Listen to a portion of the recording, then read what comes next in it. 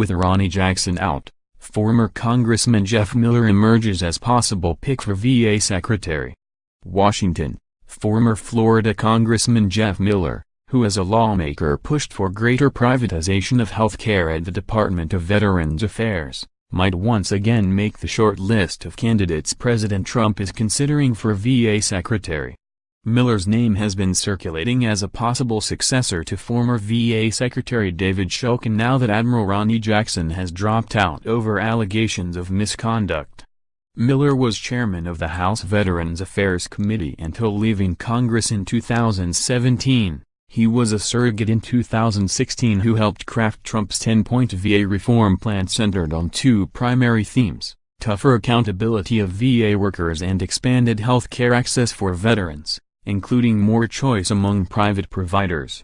Reached via email Monday, Miller, now a lobbyist in Washington, declined to comment about whether he'd been contacted by the White House about possibly heading the VA.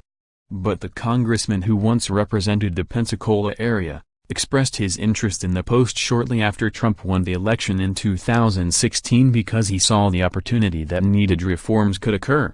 Under a President Trump, things will be much different and the possibility of reform is much greater, Miller said in a December 2016 interview. He is not bound by the normal constraints of Washington.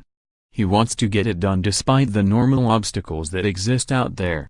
Donald Trump is different. He will be willing to take on many of the very people that have wanted to keep the VA the same.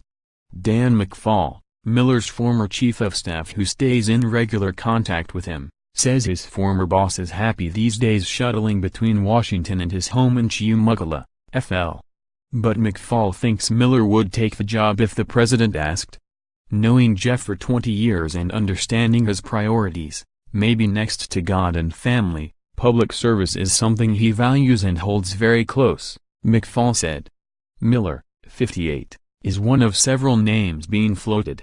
Other potential candidates include Robert Wilkie, the acting secretary who took over once Shulkin was fired, Pete Hegseth, an Iraq War veteran and Fox television personality rumored to be a favorite of Trump's, and Deputy VA Secretary Thomas Bowman, a former aide to Senate VA Committee Chairman Ronny Jackson of Georgia.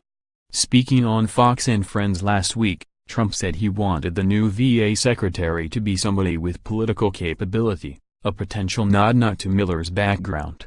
Montana Senator Jon Tester, the highest-ranking Democrat on the VA committee who led the investigation of Jackson, said he plans to be just as aggressive in vetting whomever Trump chooses. But a key test, aside from experience and ethics, will be a pledge not to push too many VA services into the private sector. The next secretary must have a commitment to reform a strained health care system and a willingness to stand up to special interests who want to privatize the VA, he said. Miller is not a military veteran as past secretaries have been. But few are as familiar with the challenges facing the second-largest federal agency, behind Defense, which employs some 350,000 and has a budget of roughly $182 billion. In his nearly 6 years wielding the chairman's gavel, Miller has shown a light on treatment gaps, the rising rate of veteran suicides, conference expenses deemed lavish, and massive cost overruns at VA medical center construction projects in Denver, Las Vegas, New Orleans and Orlando. AMVETS, one of the nation's largest veterans organizations, said Miller was regarded by many veteran advocates as a champion for veterans, particularly in the areas of healthcare access and accountability while he served as chairman of the House Committee on Veterans Affairs, according to a release Friday. We know that the president gets his information from many sources.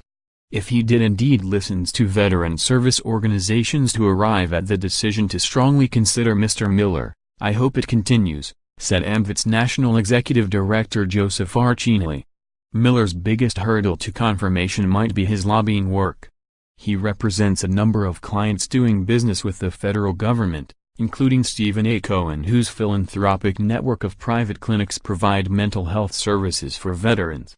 Cohen is among at least 40 organizations and individuals actively lobbying Congress on legislation that would provide veterans permanent options to get VA-sponsored care in the private sector, A USA Today review of hundreds of Senate reports show.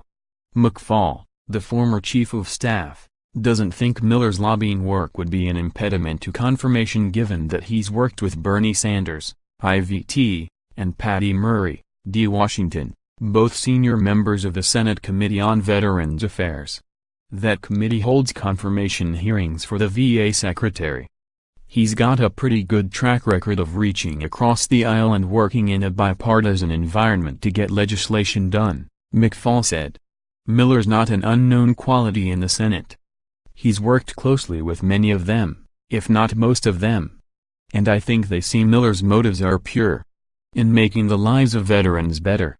Contributing, Donovan Slack, USA Today.